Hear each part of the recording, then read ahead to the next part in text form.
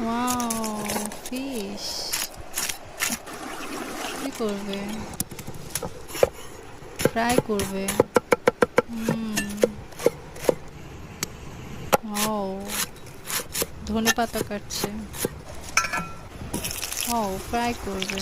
লেবু পেঁয়াজ, ইয়ামি হবে খাবারটা, তাই না? ওয়াও, যারা জঙ্গলে থাকে তাদের জন্য হয়তো এই খাবারটা অনেক ভালো হবে। দেখতে ইয়ামি ইয়ামি লাগছে। মাটি দিয়ে কি করবে? ও মাই গড, অনেক বুদ্ধি আছে তো। এভাবে ফ্রাই হয়ে যাবে? দেখি।